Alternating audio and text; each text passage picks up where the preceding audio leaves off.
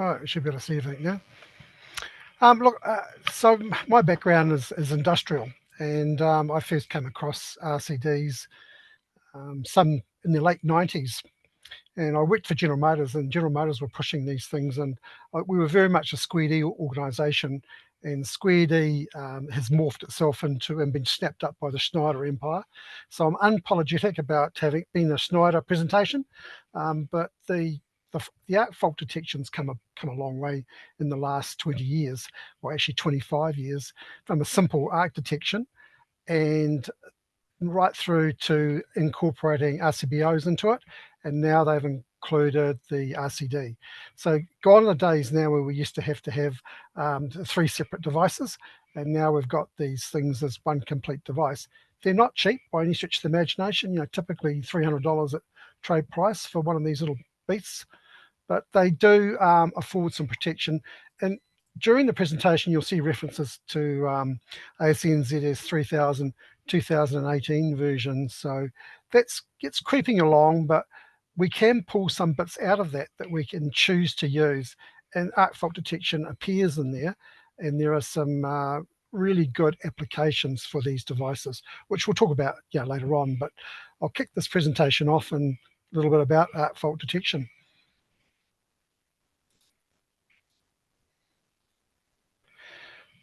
So electrical fires, we all know that electrical fires are a result of about 20% of all fires in New Zealand in these current days. And they're saying, and they're claiming that there's around about 20 deaths a year and somewhere around about $480 million worth of damage. So if we take that 20% with electrical fires, that's typically somewhere around about just under $100 million worth of damage to buildings caused by electrical installations. And typically they tend to push the blame into that area when they can't find any other cause.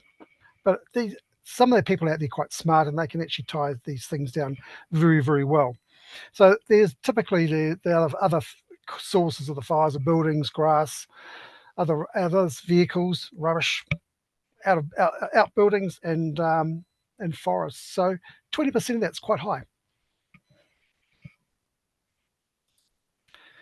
Here's a particular one here, an example in looks like France, where they'd lost a chicken hatchery and 2,000 square metre chicken farm, and that was an electrical fire.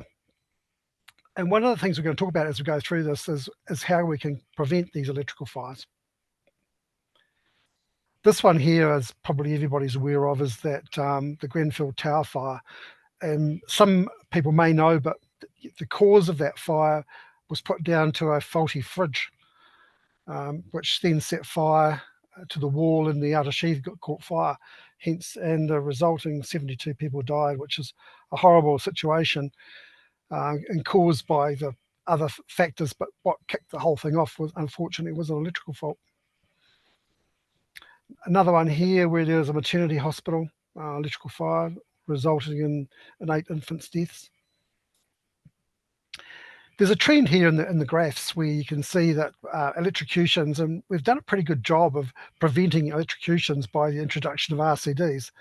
And I remember a discussion with Peter Morphy and I had some time ago about RCDs, and I think we spend about $40 million a year on RCDs to save a couple of lives in New Zealand. It's made a complete turnaround in electrical accidents.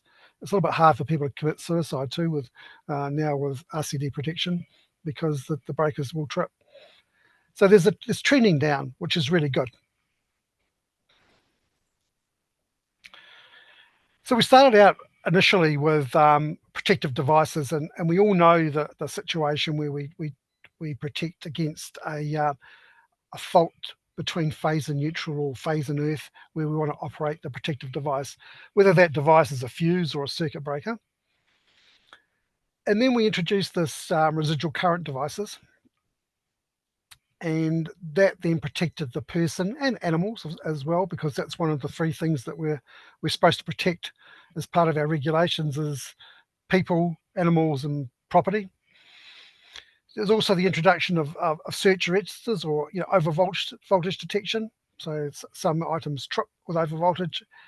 Other ones, the surge arresters, you've got a sacrificial device that trips or blows in the event of an over voltage situation.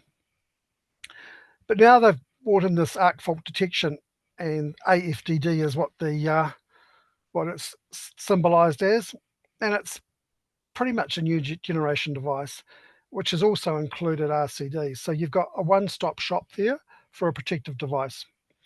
So what is arc fault detection?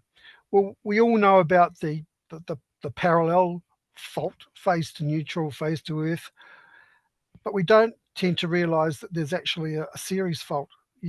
And they're the worst. That's what usually causes the fire, because it creates heat and carbonizes the insulation material, but we don't protect against it. It's so low current that we don't actually trip any devices. So hence the arc fault detection. I remember some years ago reading this bulletin that came out of the States, and everybody sues everybody over there. But this is one thing worth thinking about. A house got rewired in the States, and arc fault detection was around, but the electrician that did the job didn't offer arc fault detection as a protection method. Consequently, about a year down the track, the house burnt down, and the electrician got sued because he didn't offer this particular device, which would have stopped the fire. So just as a sideline, so just be aware we can upsell these as well to our clients. So damaged cables. So these can take many forms, and quite a common one is actually crush faults, so that you get a extension lead sitting behind a couch or a chair that gets stood on, and the insulation gets damaged. But we won't know about it because the device still works. But there's a little bit there can be arcing going on, and those currents can be quite small without tripping the breaker. And as time goes on, that fault carbonizes, and eventually it will catch fire.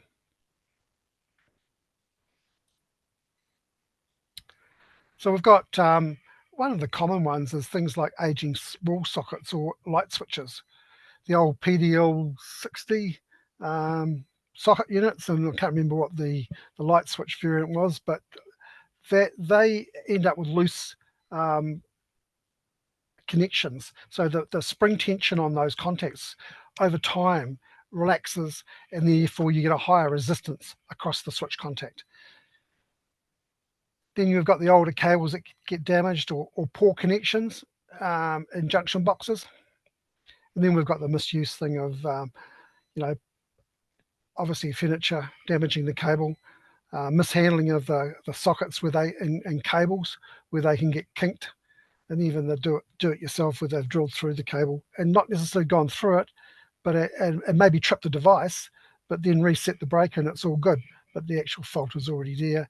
There's just no phase to earth or phase to neutral fault. And then our little friends, furry friends that love to eat electrical cables in the winter when they're running out of food, and they can then cause damage, with an unseen damage as well.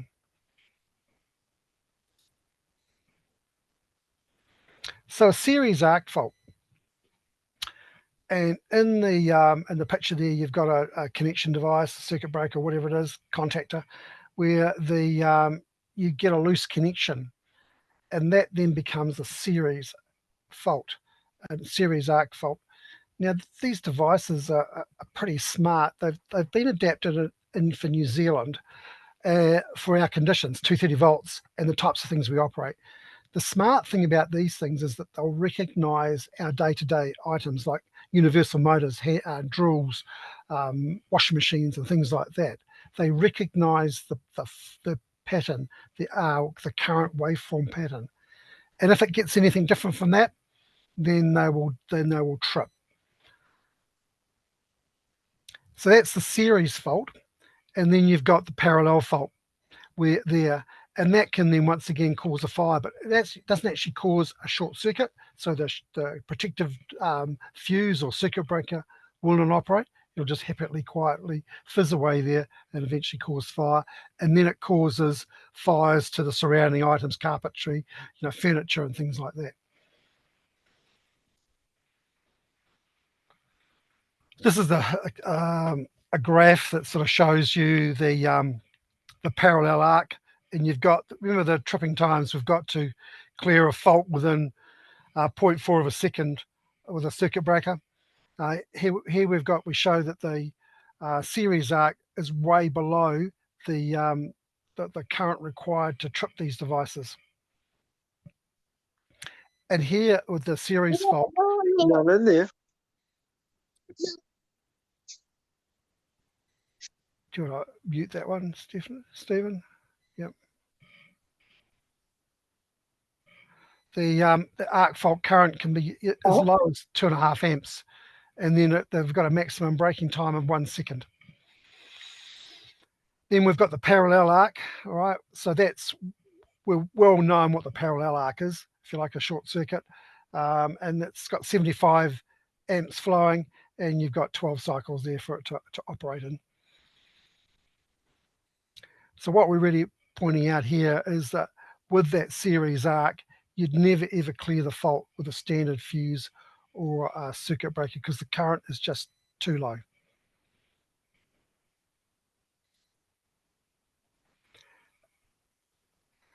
So we've got here the current falling quite low, and despite the arc fault, the current value remains below the rated current. So it'll sit there quite happily forever and a day and never operate.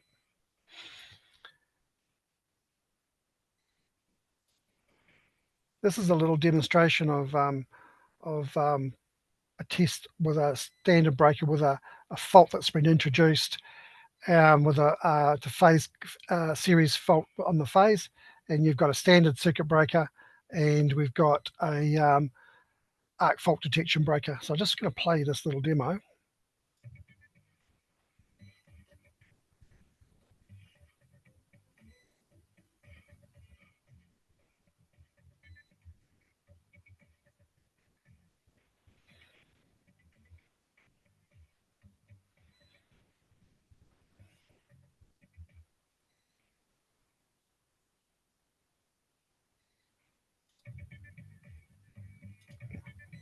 Oops.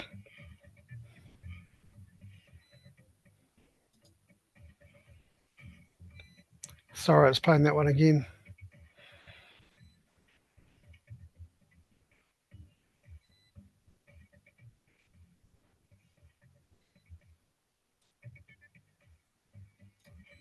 It's not letting me change it.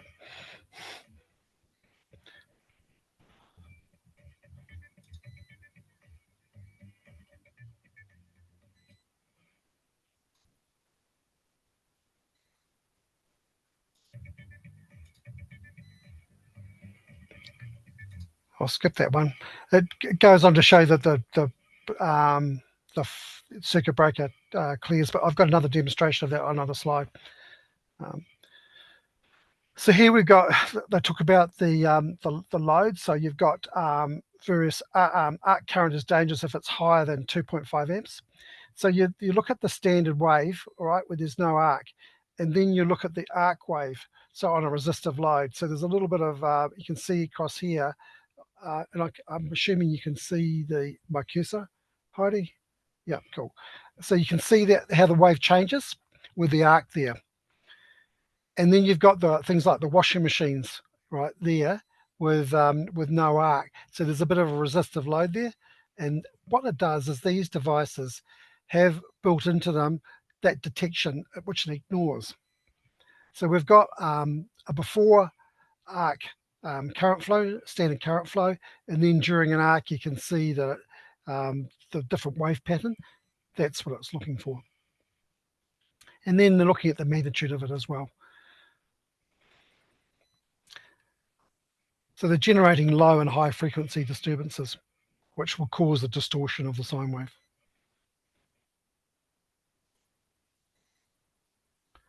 So how do these things work? You can see in here, there's a little bit of electronics packed into it. So what we do is we sense there's current sensing, all right? So it takes the signal and processes it, does the voltage measurement as well, and looks at the overall that current there. That's sort of RCD protection, that side of it, and then you've got the current for your waveform and your overload protection. And we're looking at the the current wave shape, and then the high frequencies and voltage levels. And then you've got the tripping signal that's coming from that little processor board there. So that's all held in that algorithm within the ARC fault detection unit.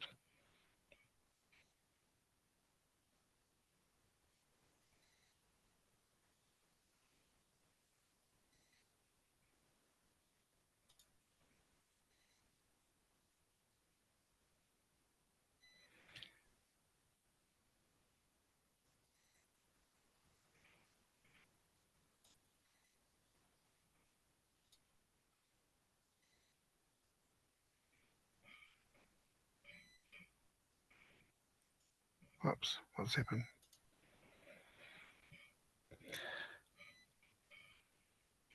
So that there, I think, will that play now?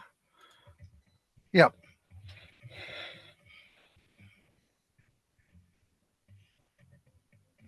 See, as soon as that arc was created, it trips the breaker and then won't trip the other breaker.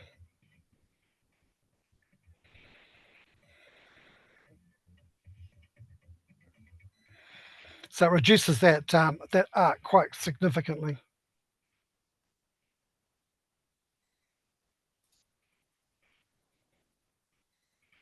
So what I'm going to do now is I'm going to go, bear with me while I change. I'm going to show you a video now.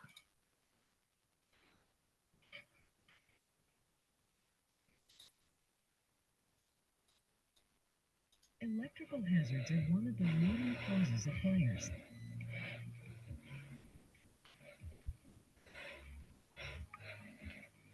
Of all potential electrical hazards, electric arcs are the most difficult to protect against. Might have to turn the volume up a bit, John. Electric arcs occur gradually, making them virtually impossible. Sorry, what was that, Warren? Can you see that? Yeah, I can see it. You just might have to turn the volume up a bit quiet. I don't know if you could start it again and the volume a bit higher. Right.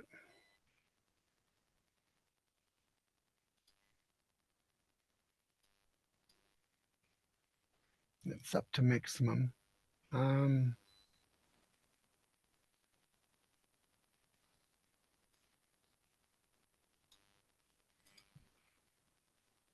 know if Heidi could help with that or not. I'm not sure. Heidi, are you able to try and turn that volume up a bit? Whoops. No, that's out of my control. That's up to you and everybody else with their screens. Turn your own sound up individually on your screens. Okay. I've got turned up full. Yep, so then people just need to turn their own volumes up. Electrical hazards. Electric arcs are the most difficult to protect against. John, you may need to turn it up. John, you may need to turn it up on the player itself. To detect wear, damage, rodents, faulty insulation, and loose terminal connections are all factors that can lead to one of three different types of arc It's faults. turned up maximum on player. Series arc faults are the first type. These occur between two parts of the same damaged conductor.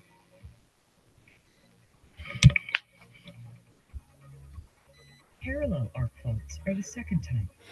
These happen between two different conductors when the insulation is damaged. Maybe you mute your microphone, John. It might be feedback. Substantial current flows between the two conductors. The leakage current finds the shortest path by generating electric arcs that gradually carbonize material. The third type of arc fault is arc to earth. It can happen between the phase and earth cables. For all three arc fault scenarios, when the heat created by the arc is significant enough, the cable insulation and connection catch fire. The fire can then easily... They definitely turned up the volume. Electric arcs cannot be detected by common protective devices.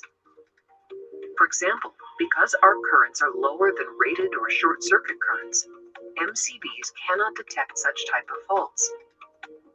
Furthermore, RCDs are unable to detect arc fault as well when the arc current isn't producing any earth leakage current. The NZEIA 3000 2018 standard recommends the use of arc fault detection devices to protect electrical installations in buildings from fires that could be caused by arc faults. With Schneider Electric, you can now implement a proven solution to mitigate the risk of fires in your electrical installation.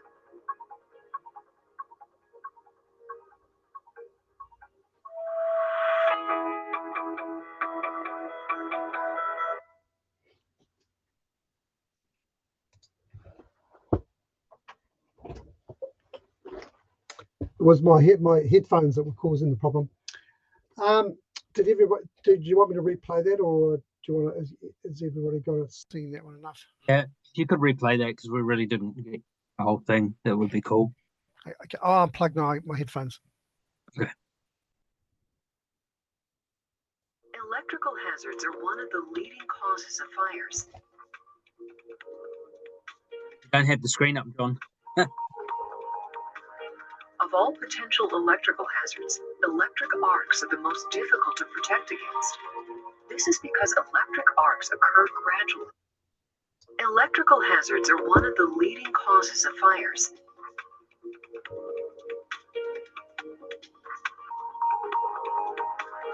Of all potential electrical hazards, electric arcs are the most difficult to protect against. This is because electric arcs occur gradually, making them virtually impossible to detect. Wear, damage, rodents, faulty insulation, and loose terminal connections are all factors that can lead to one of three different types of arc faults. Series arc faults are the first type. These occur between two parts of the same damaged conductor.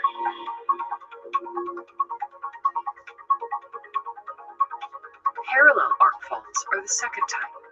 These happen between two different conductors when the insulation is damaged. In this type of electric arc, substantial current flows between the two conductors. The leakage current finds the shortest path by generating electric arcs that gradually carbonize the insulating material. The third type of arc fault is arc to earth. It can happen between the phase and earth cables. For all three arc fault scenarios, when the heat created by the arc is significant enough, the cable insulation and connection catch fire. The fire can then easily propagate throughout the location. Electric arcs cannot be detected by common protective devices. For example, because arc currents are lower than rated or short circuit currents, MCBs cannot detect such type of faults. Furthermore, RCDs are unable to detect arc fault as well when the arc current isn't producing any earth leakage current.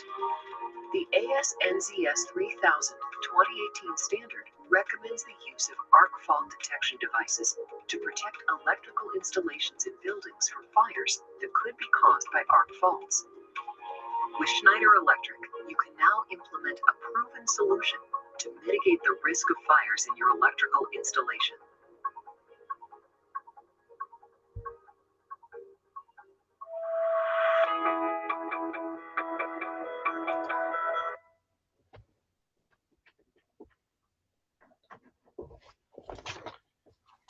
Just plug myself back in again. So that gives you a little bit of an insight there. I've got a couple of other things to have a look at as well. But, if there's any questions anyone wants to this stage. Yeah, if we got questions, you just want to, down on the bottom part, you can do your chat, you can do a raised hand. So I don't know if you know how to do that, anyone? Otherwise, just put your hand up on your screen and we'll go through. Yeah, we've already got one. We've got Kristen, do you want to go first? Ask a question? Yeah, the original AFDDs that came into the country didn't have RCD protection. So a good example is my own house. I've got AFDD, but no residual current. So they've got them now, but the old ones didn't have it. No, that's quite right. It's they're only a relatively new innovation because that's what the market wanted. At the end of the day, the other important thing to remember is that the you can only have one arc fault detection device per circuit, right? So you can't like a RCD, you can't triple them up or have 3 circuit breakers connected to the one RCD. You can't put 3 circuit breakers on the Okay. on an arc fault detection breaker. You hear me okay? Cool. Does that answer your question? Yeah. Preston, does that answer your question? You happy? I think if we can just sort of talk about maybe some of the classic uses of these devices, and some before they actually released in New Zealand, I got involved with a house not too far from here that had been it was a leaky home, so they'd had the polystyrene home, and the house had been severely renovated, had all the leaky home stuff sorted, but it still had PVC cable going through the insulating foam. And of course, we know that we need to protect that cable as we go through insulating foam. So one of the things there is you can actually use arc fault detection, because what happens is the cable, if you fact the polymers are extracted out of the cable, so the cable becomes quite brittle, and that's when the insulation gets damaged.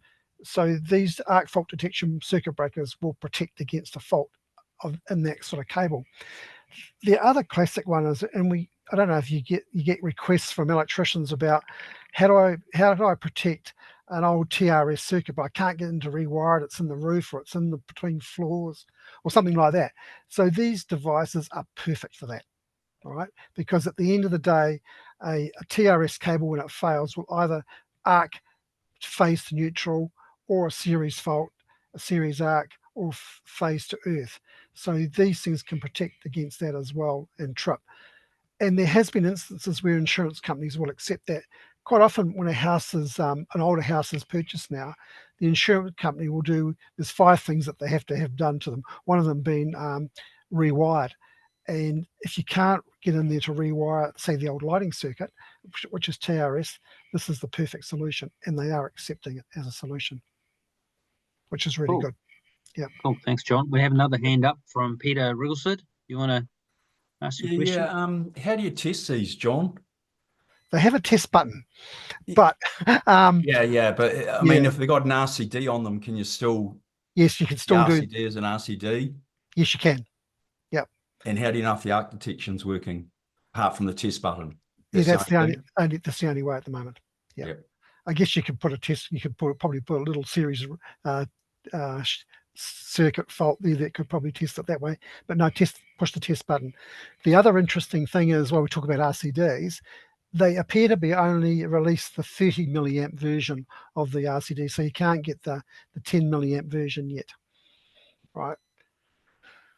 Which is probably, in most cases in New Zealand, the 30 milliamp is covered in the domestic situation. The other one that they talk about. We got another. Sorry. Yeah, go for it. Yeah. Carry on, John. There you go. Sorry, buddy. So that would mean, would you, like in my situation, I've got an RCBO, and then I've got basically for me it's the AFDD is acting as the MCB plus the arc fault detection device itself. Yeah, so theoretically what you can do is you can have 3 of those devices connected to one RCD, an existing RCD system, right? The older ones, yeah. If you haven't got an RCD version of it yet. Also, I would like to say too that obviously Schneider are not the only ones producing these things. They are available from other suppliers as well. I think Hager produced one as well. But usually what happens is most of us, when we go to the wholesaler, you can buy the Schneider product off the shelf, but the Hager's only through one particular wholesale group. So there's those advantages as well. Peter. So before we answer Peter's, there was one on the chat thing that James Reed says, do the ones on the presentation have surge protection? No, the surge protection aren't built in. So you'd still need to do that device separately. And you typically put that across the mains anyway, right behind the main switch. Yeah. Yeah. And Peter? I do have a question. All right, Peter. Yep, go ahead. The other one, Peter doesn't have his microphone on. So as we're now moving to LED lighting, etc., which is basically an electronic board with a light on it, the waveform and the current voltage waveform are now significantly offset. So do you see any issues with false triggering with the fact that we're now running a leading power factor in our lighting circuits versus other circuits inside a house? So basically what I'm saying is if you had one of these as your main switch, just for example, all right, it would have to look at a lot of different waveforms that are now produced inside a house. That's why they're only recommend, well, they're only certified for one circuit, not multiple circuits. So you've got to protect each individual circuit with those. And you're right, Peter, because you've got so many switch mode power supplies, and whether it's the TV, whether it's the LED lighting, a whole bunch of things, sound systems. They're in there, and that waveform has been programmed into it. Yeah, so they're doing detection based on rate of change of current, etc., and they're reasonably reliable from a false tripping perspective, but you can't protect an entire board. What can protect an entire board is the UV detecting ones, where you drop the fiber into the cubicles. Yeah, exactly. So they're designed around the main switchboards. Probably a bit out of the range price wise for the domestic situation, I imagine, Mark. Oh, that really are out of the question for that, but at $300 a sub circuit, actually that adds up pretty quick too, just saying. Absolutely. When you think about what's the average house have, 12 circuits probably. It's quite expensive, but I guess if it becomes one of the tools in the arsenal where we're talking about this, if we can't rewire something, we've got these old TRS circuits. So it just becomes another tool we can use. Yeah. So Peter's got his hand up. Peter Wrigglesford. Yeah. Sorry. So if I don't make a 10 milliamp, John, you probably can't use them in school dorms then. It depends on the I guess what year dorm, what Yeah, year I'll say college is. it's the older kids. Yeah. Well, you could if it's in the if it's a Or the secondary younger school. kids, sorry. Yeah. Secondary school, yes, you could use them, but in a primary school or up to year 8, no, you wouldn't be able to. No. Could you use it downstream from a 10 milliamp and just ignore the 30 milliamp in the arc flash? Absolutely. Yeah. Absolutely. So you could do it. You could do a RCD into it, in front of it. Yeah. Yeah. Yeah. Although just in saying that, they don't recommend that you series up RCDs anyway, but especially in in-house medical, that might, I guess you want your 10 milliamp in a domestic situation to be close to the point of the medication being administered, so that could be reset if it trips. Mm. Yeah, it's got to be within view or something, doesn't it? Yeah, it does. Yeah, absolutely. Yeah. One of the questions I've got is what commonly spiritually trips these things? What trips them up? Things like say a faulty skill saw. Where the armature's faulty, or the brushes are worn out, or you've got a shorted turn in the armature, that would trip it up because the waveform would be different. Okay. That has happened. Yeah, I'm aware of that situation. That's the only one I'm really aware of that will cause problems. So universal motors effectively, and I guess that would go down to the things like the mum's sewing machine as well, if it's starting to get a bit old and faulty. Yeah. Yeah. The question I've got is, do they have KA ratings, or what current ratings are they rated at? Are they different? They will have a KA rating, yes. That's a really good question. Okay. Not sure on that answer. Yep. Yeah. Yeah. Cool. We've got Stephen Bolton's got a question. Will they protect metal conduit same as TRS in an old dwelling? Just thinking about that. So the metal conduit is earthed. So the answer would be yes. Yeah, otherwise it'll trip on RCD, I guess. So it's good multifunction, isn't it? Yes, it is. Yeah. Yep. Yeah. Exactly. I'm going to try and find. Just bear with me a tick. I think that universal motor fault, although it would be a nuisance at the time, you know what you did. You started the skill saw. Mum started sewing. The wire, the TRS wire in the wall is still being protected by it. You reset it. Don't plug the. It's no different to an RCD trip or a circuit breaker trip on a fridge with a with a faulty defrost element. Yeah, So exactly. a little bit of troubleshooting solves that problem. I wouldn't not put them in because you might have a nuisance trip of a power tool. I mean, that's just noise. It's not worth worrying about. Yeah, exactly. So yeah, that question was answered. 6 KA rating was that breaker. Yeah. Yeah. I'm just going to stop sharing my screen for a tick, and I'm going to bring up another.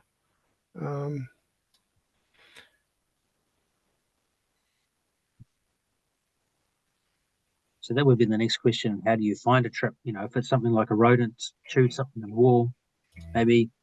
Did you know that electrical fires can? They do 10 KA as well. They do? Yeah, it's an H series. Okay, I hadn't found it. So I'm just going to do this next one now. I'm going to share the screen with you, and just another one to play. I'm going to unplug myself and play it.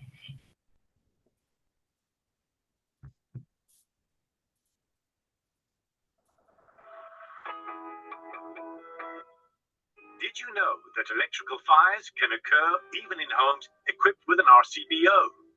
Loose connections, worn or poorly insulated electrical cords, overloaded extension cables, and electrical wires subjected to repeated stress can all generate electric arcs, causing electrical fires. And an electric arc can have devastating consequences, even when the electrical current is at a low intensity. Installing an arc detector is a simple way to avoid the devastating consequences of electric arcs. An arc detector prevents electrical fires by detecting dangerous electric arcs. Here's how it works. The test circuit replicates a standard 230-volt circuit. A standard hairdryer is plugged into the circuit. The test circuit is equipped with an electrical device which intentionally generates dangerous electric arcs.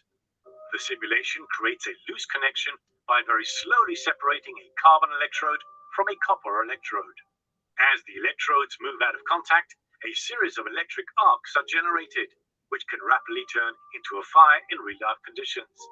Even a low-amp current, like the one powering the hairdryer in this case, can create an arc. Via the interface, select one of 2 test simulation scenarios: arc protection or differential circuit breaker protection. Simulation 1. Installation equipped with RCBO. The hairdryer is switched on. The system simulates a dangerous electric arc in the connection. The RCBO, however, does not trip, as it cannot detect this type of fault. This demo simulation, the circuit is deliberately cut for security reasons. In real-life conditions, the connection would have caught fire. Simulation 2. Installation equipped with arc detector. Now, let's see what happens when the installation is protected with an arc detector. As soon as the electric arc occurs, it is detected by the arc detector, which opens the faulty circuit, isolating it from the rest of the electrical installation. If the fault is still present once the arc protector has been reset, the system will reset itself again immediately. Arc detectors are the only technology that can detect dangerous electric arcs with faulty connections, thus eliminating the risk of related house fires. This is achieved thanks to real-time monitoring of electrical circuit parameters.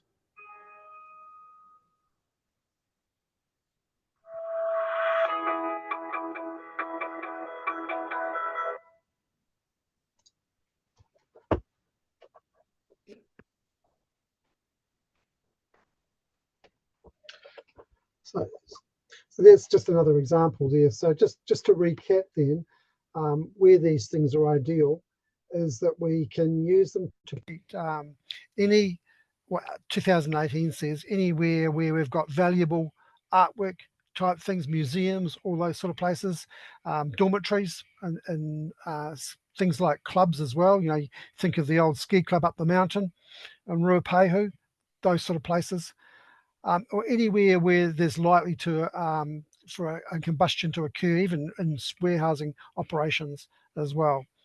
So there's a few things there. I guess it'll come when 2018 comes along and when that's ratified. But at the moment, it's optional. And I just think it's one tool in the arsenal that we can consider using. Doesn't fit every installation, but it certainly fits the older installations. And remember that the ARC fault detection will pick up a series fault, faulty switch, as well as a parallel fault. And most of us have been aware, or always aware, of the parallel fault, not so much the series fault. No. Okay, thank you. Ross Finchman has a question. Is there any idea as to the statistics around how many ARC fault devices are being installed currently, domestic or industrial? Not aware of anything. Not aware of any. I know they're extensively used in Europe and the States. Yeah, I know Methanex, they put arc flash on their big boards. They reduced them down from 40 cal to quite low, so you didn't have to wear big bomb suits in front of them. Yeah, so very expensive. Yeah, in the main switchboard, the big switchboards, you'd want to put the firewire through it. You know, the piece of fiber through it to pick up the arc flash then through those. And those devices are not cheap at all. I'm just thinking out loud now. There's a few. You have to be a little bit careful how you set those up as well, to make sure that effectively you get false tripping with those. Craig Brennell has asked, what about overload? Is it only looking at wave distortion? There is obviously got overload protection built into the overload, the one that's got the RCD and the RCBO built into it. Yep. Oh yeah, so it's they're an looking RCBO. at as well. So it's effectively an RCBO with arc fault detection. Craig Reynolds also asked ring circuit ? I'm not sure what he means. What do you mean? Yeah, I don't know whether it's going to work. It must do, because in England they do it. But once again, one circuit breaker, because you're still drawing that current. Yeah, the series current. Yeah. I see. English. Yep. Yeah. Ring main. Yep. Anyone else got any other questions? Usually when the hand comes up, it comes to the front of the queue. So, yeah. Well, it's pretty good to see if any other unanswered questions in here.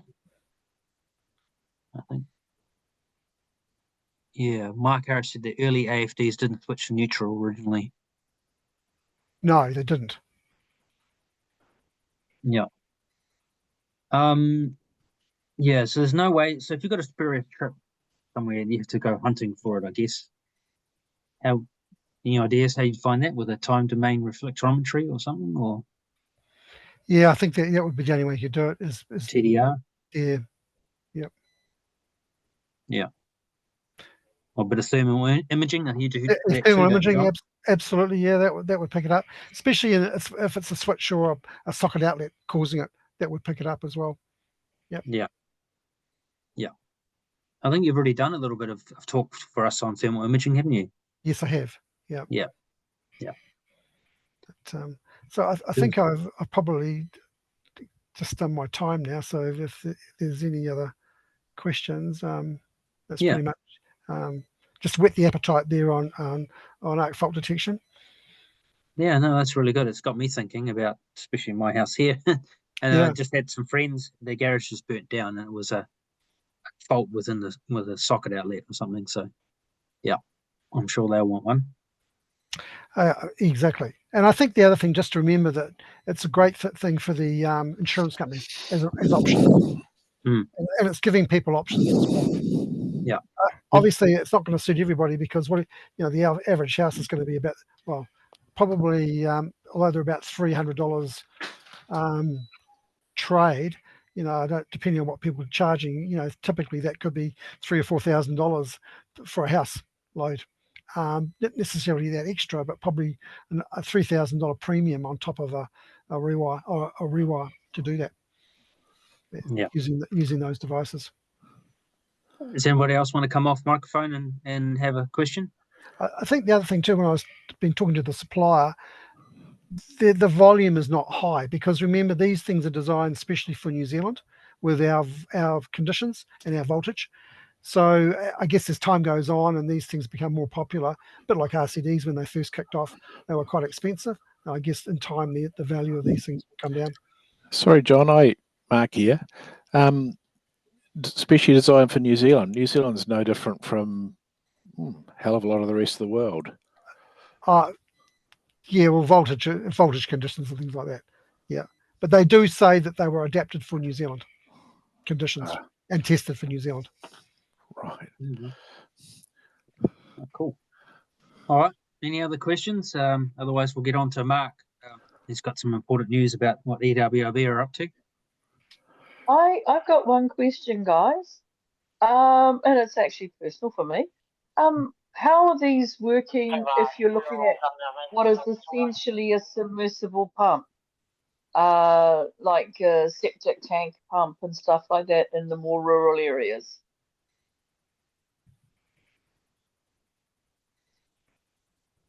I'm thinking on that one. So the question is, what would happen if you had a fault within a submersible pump in a rural area? Yeah.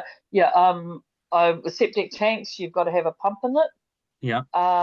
And I'm just wondering, because I know I've cooked 2 septic tank pumps motors. And I'm just wondering if this would be appropriate to put on something like that. So Were they on an RCD? Yeah, but it was on a very, very long circuit where it shouldn't have been when we had the house built. All right. So that got sorted out.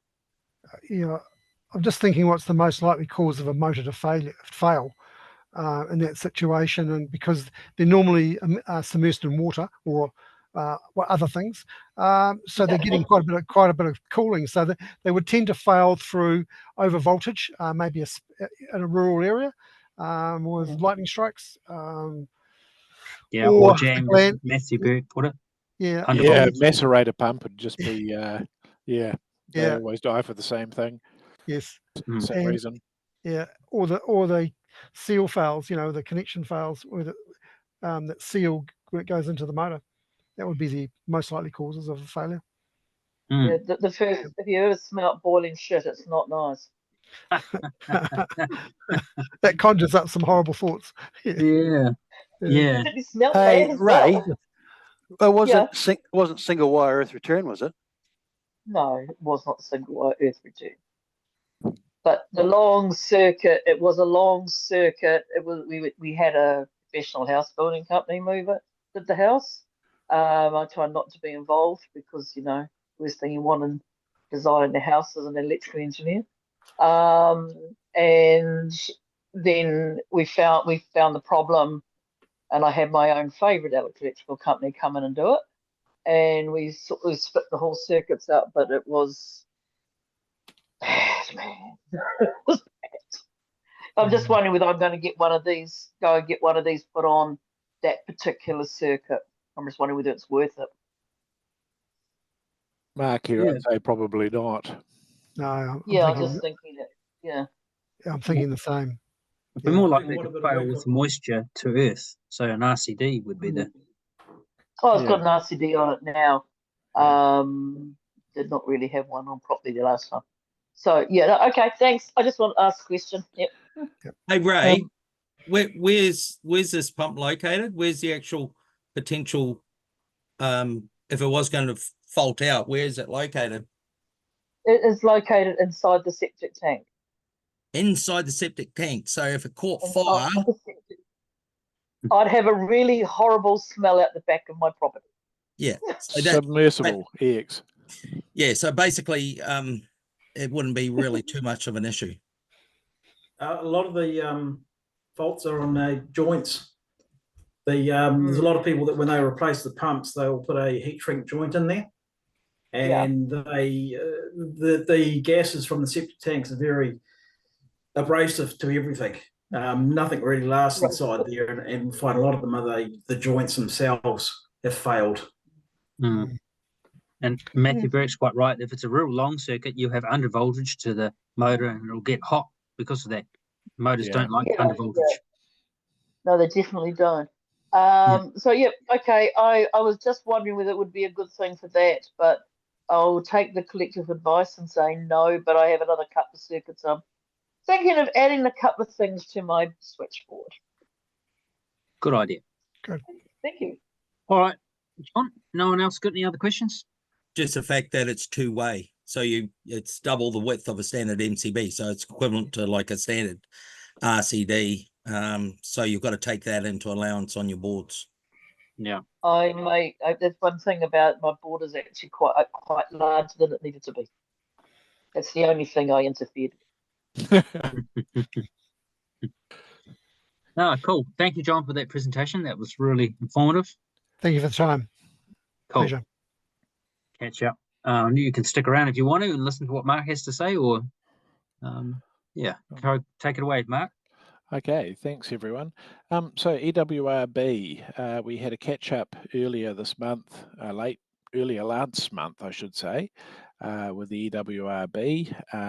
It was an online session, and basically they feigned that they didn't know anything about any of the issues that ourselves, Alec Newstub from Electrical Safety, and also Electrolink had been talking about with connection.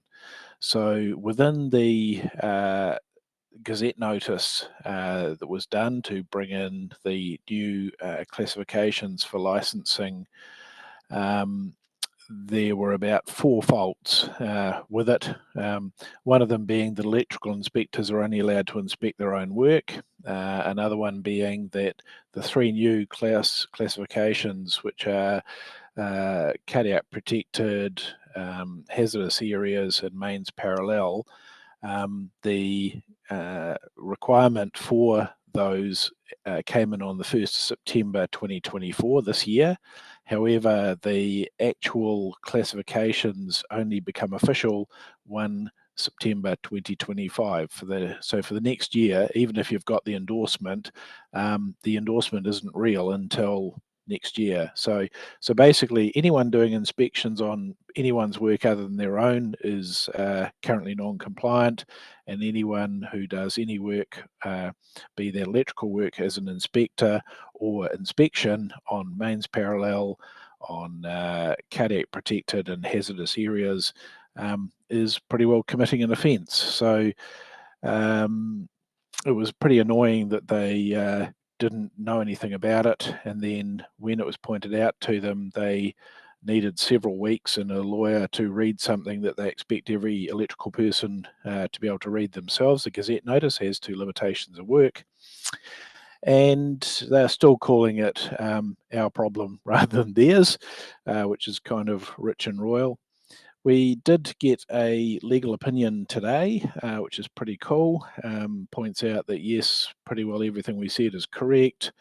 The one thing that they had omitted was the fact that electrical inspectors can only inspect their own work and not other people's, so they're going back to fix that. And they also made a comment that the EWRB could choose to not prosecute. However, of course, they are not the only prosecuting authority, potentially. Others can do it as well as EWRB. So, watching this space. The recent Electrolink had an article that NZEIA contributed to with Warren and Master Electricians as well. Master Electricians paid for the legal opinion, thank goodness. It was about the size of the Gazette notice itself, so pretty over the top. So we're in a watch the space place at the moment, but the plan is basically either to shut up and just say nothing more about it, or to go ballistic and actually require some change in the space. And really and truly, I think it's time for change in the space, because the way EWRB have been operating is completely unacceptable. on this. They're pretending that, you know, it's just no big deal, but actually it's secondary legislation, so it has the same level of importance as the regs, and yeah, pretty bad. Back to you, Warren. So their answer to your questions were just carry on as normal until 2025, and then it'll sort itself out by then. Yeah, so they've said that they're working out some ways to work around our issues. Goodness me. Does anyone else have any questions they want to ask Mark? Might as well just come on, you drop your microphone and have a go.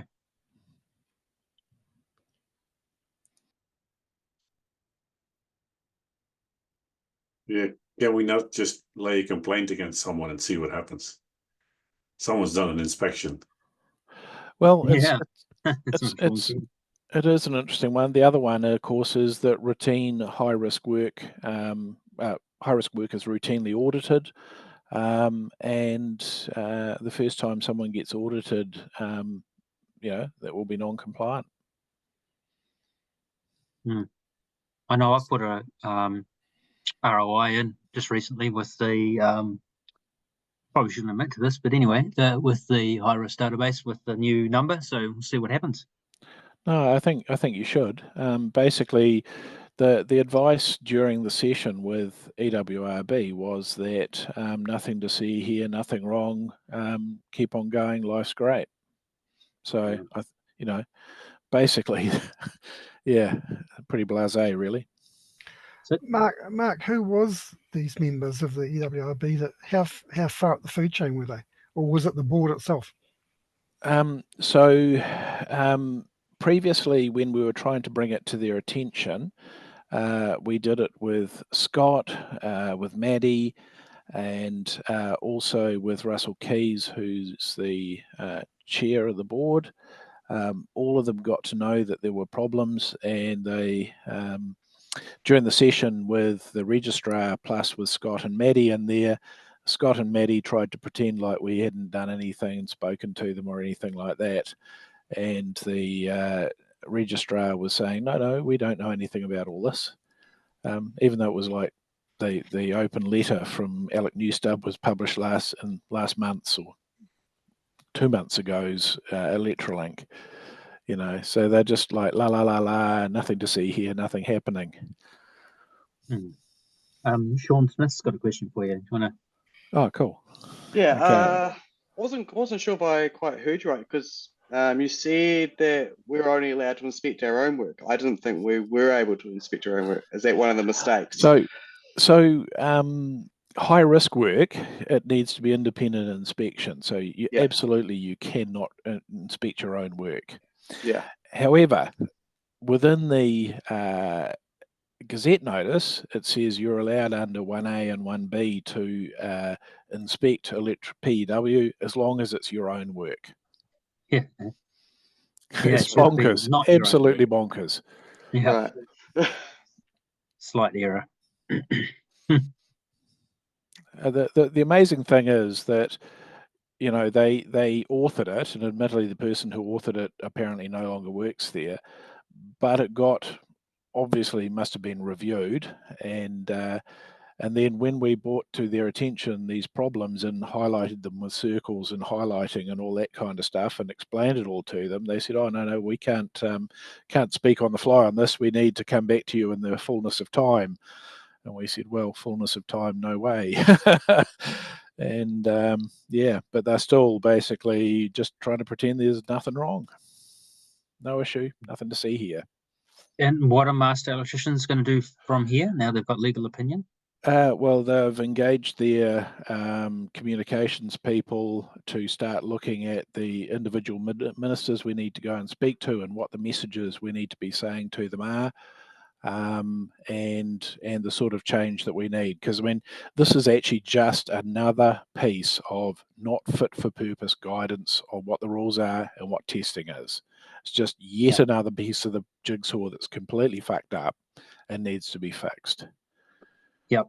So we would say to people that are within our own members that we're just going to carry on as normal, use your endorsements if you've got them, and if not, just Correct. And if Energy Safety audit you and you end out going forward, we'll support you as best we can. But there is also issues not only around non-compliance, but also insurance and warranty potentially. Yeah. So James Reed's got a question here. He says, can you explain how the new registration numbers work, Mark? Am I correct that there is a normal number for general work, but you use your new endorsement number for specific work related to the endorsement? Or do you use the newer number for all work? Yeah, so okay, that's a very good question. If this was designed properly, there would be a schema for it, and you would have a number as an electrical worker, and that would be a unique identifier, and it would be with you for life. And then you would have, perhaps a license number, and then you would have additional information about your license that had this extra stuff. Giving extra license numbers and stuff is all happening because the system was never designed to be extensible, okay? So it's just another fuck up. And yes, you are required, where you are relying on your endorsement, you are required to use the endorsement number. Yeah, and so Scott may have it'll a comment for that, Scott Collins. The way that the system is designed at the moment is that for the work that you're doing, depending on what the high risk work that you're doing is, then my recommendation is use that number.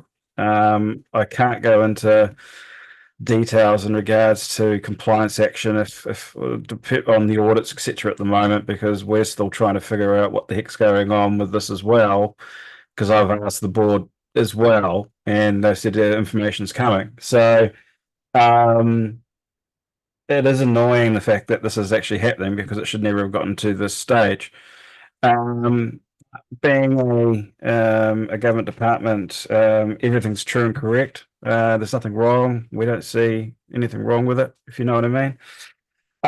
But yeah, it is hard for the industry. I fully understand that. But in regards to the numbers, just my recommendation is to just try and use the ones that you're associated with the work that you're actually doing. Information has been put out in regards to the board, in regards to the EGHRD, the database. You can go under your profile and put all your license classes under that, so you don't have to do it all the time. A little bit of background in regards to the EW numbers and the registration numbers. We worked with the board to try and get the EW numbers put onto the practicing license cards, because when our system was updated, we were wanting to have something that was a common denominator, shall we say, for each individual. And so the outcome of that was that the EW number doesn't change. The registration number changes, but not the EW number changes. But because the way the legislation is written, it had to include the registration number, so there's still that requirement, sadly. But yeah, put the number down whatever you can, and just make sure that all your profiles are updated is my recommendation. So would it be likely then, Scott, that if someone doesn't have an endorsement number, does something, say medical or a hazardous area, and uses that on an ROI, puts it in the high-risk database, will they get prosecuted? I can't comment. We don't go into audits or investigations or anything with a preconceived outcome. So everyone's individual. So it'll be a conversation, it'll be a recommendation to our compliance officer to see what the situation would be. If it's to do with competencies or licensing, then to be honest, ideally it will go over to the board for their consideration. But who knows? Because I raised in my email to the board, my letter to the board, basically saying this could actually cause us concern when it comes to any prosecutions that were to come about, because during the investigation, the question would be, are you actually licensed to do work in that area? And if they're not, then the charges could be a lot higher. So it's not just one department that is at risk, or sorry, one person that's at risk. It's almost everyone that's at risk because of this. So yeah. Yeah, it doesn't matter if you have it or not, really, does it? Like, yeah, either way, you're still going to be in the firing line. yeah. So Oh well, that's the way it is at the moment. yeah, I think legally with lawyers they would throw it out until 2025. I don't know about you, how you feel about that, Mark, but if it was challenged, then legally it wasn't. The problem with prosecutions is even if you end out being not found guilty, the whole process is extremely damaging, expensive, invasive, adversarial, and to be avoided. And the other thing is, once you come to the attention, it's like having a searchlight on you. It's just not something you really want and need. So anything like this that potentially causes problems is just best to be fixed to start with. And it's just really upsetting that, despite all the best attempts to actually get these people to work out that there's problems, they decided to just go la la la la la. Yeah. Can I share some thoughts, please, and some Sure. questions? Go ahead. I've got a pretty extensive background in my old life with the Electricity Authority, huge regulator, obviously. And one thing they used to do all the time is they would every 6 to 12 months, is they'd write to all the participants and they'd say, hey, we're thinking about changing X, Y, and Z, or we're seeking input on X, Y, and Z. What do you all think? Yeah. And we'd all submit that. And they would Yeah. listen to the people directly affected by that. And I've never in my life heard of anything like that coming out of the EWRB. And I think they're operating in their own bubble. And especially such a large organisation like the Electrical Inspectors Association, who's got a pretty we all work together to share what our collective opinion is, and we've got thoughts, and they just don't even seem to be listening to us at all. And I've seen comments, and I've sort of secretly kept it to myself about too many licenses. Well, just put that over there. Not to mention we've got 2 regulators, WorkSafe, are involved as well. And one thing we've all been pushing for more than anything is to update the damn regulations. And it's just not even on their radar. They're doing everything except that. Yep. And okay, I can speak to that, Michael. Yeah. So yeah, EA is reasonably well funded by the participants and has professional people working for that type of stuff. So that occurs on a whole different scale. Upstream energy has got way more money and way more attention, especially at the moment, than us downstream, last mile, last 100 meters type people. Now, the comment around the having 2 regulators kind of thing, actually it's a real mess. If you think of the ministers that we would sign off any changes to the regs with, we've got the building, housing construction minister, we've got the energy minister, we've got the WorkSafe minister, we've got the minister for regulation, we've got another minister, I can't remember who the fuck it is now, but basically there is no consensus on which minister would actually be the one signing any changes. The same goes virtually for gazette notices and all that kind of stuff as well. So it's an omni cluster at the moment in that space. And with electricity prices being high at the moment, everyone is focusing on the upstream part of energy and not us. So that's not probably going to change. In terms of stuff being updated, the current work is the new version of NZS 3000. It's kind of cool that it's getting updated, but it's suffering from funding shortages. There's 600 odd new items to be added to it. We're using the same process and pretty well the same people to produce the document, and we want to have a different outcome. How's that going to go? It's not. Something I've over the few years, I mean, I worked really hard to train myself, well, not train myself, to be trained on how to do solar. And the only outcome I realized is that no one's following it. And I'm not going to pick at that scab, but we came to the conclusion, well, I thought this was a thing, and it seemed the other people was that we would be obliged and have the ability to load a fail on the register, and that we're actually committing offence if we don't. And then they also obligate other inspectors to check the register prior, and that's a real practical way to make this better. Let's and the have a solution chat. is just one last thing. The solution is, without even putting that in place, they create these endorsements, no plan on how to create the endorsements, so they just hand them out. Yeah. And yeah, my they handed out with the final wheat bix. Yep. my final outcome is that I have a total vote of no confidence in the EWRB. Yeah, no, look, totally. That's absolutely correct. The people who did the hazardous areas work in Pike River would automatically have gotten their. I was the one who wrote that statement last time we were there. Yep. I've made that. I said that. Yeah, I agree. And so yeah, it's just completely not flash at all. So I support your statement. I think the way to do it is go nuclear, blow the whole yeah. lot back. So basically, we're not going to get fit for purpose guidance on rules and testing out of the current system. It's just not going to work. Okay, we're just about running out of time, Mark. Yeah. Yeah. I wonder what the next step might be. The media actually.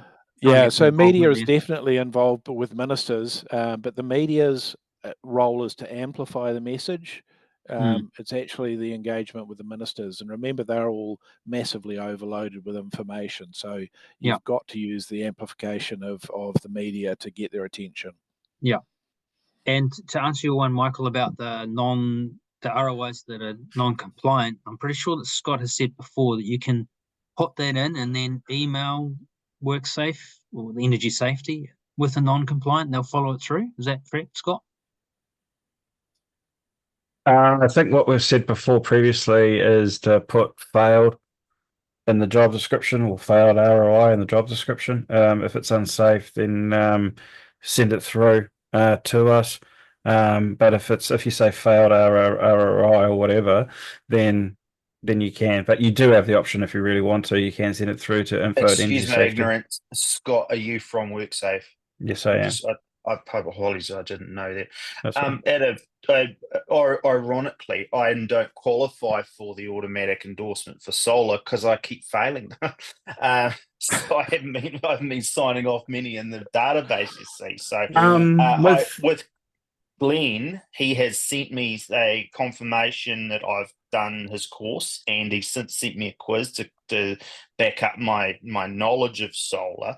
And he just said in brackets, FYI, I agree where we're at. And then he said, just as a, I don't know, I'm not suggesting it happens, but he said in Australia, if you fail, you get fined by the inspector.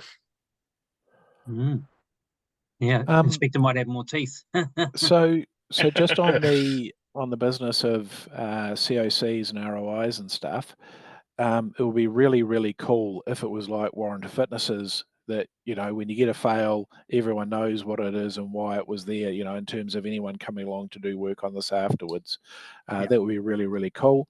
The other thing is the days of people being able to do COCs and ESCs and have them just sit in someone's pocket and then turn into mold, it's got to be dead. It's got to be over. Every single COC and ESC, in my opinion, is either worthless or it's worth putting in a database. Yeah. In my view, Mark, that would be the single most productive thing our industry could do in the last 10, 15 totally agree. years. Maybe that's what we do, Michael and Mark, is we actually put a few of these suggestions through and just say this is what should happen. And it's not like they can't copy paste the warrant of fitness database to apply this so that we could use it. Yeah, the days of databases being hard is over. It's just a question of the competence and willingness of a government department to rush out. Mark, I just want to say I thoroughly enjoyed listening to you over the last 6 months. So I think you're a real credit to us. You articulate things a bit better than some of us can, especially from a legal point of view. And I've learned a lot from you. Thank you. Oh gosh. Well, look, thank you. I learn a whole heap actually from a lot of people, and even people within government, etc. There are good people who do good work, Scott. But you know, what we need is actually something better than what we've got now. And I've gotten motivated to the point now where I don't care who I piss off with that story. Cool. Right. So we're just about out of time. I do like your suggestion of doing a TDR talk for us, Mark. So we'll organise that. Sure. That'd be really, really Later. cool. And I think we should do a little bit more with it. So we should do let through energy, I2T, the whole tripping time, you know, and do a talk so that everyone gets to understand it and have some practical stuff with it. If that sounds cool. Yeah. No, that's cool. Thank you, Mark, for your wisdom and on thank you, John. things legal. Yeah, thank you, John. That was a really cool presentation, and thanks, Scott, for the few words. And thanks, Scott. Really appreciate it. Yeah, good having you here. So, well, that's it for that forum. I'll look forward to the next one. Cool. Thanks, everyone. See you later. Thanks. Good night, everybody. Night. Night. Night.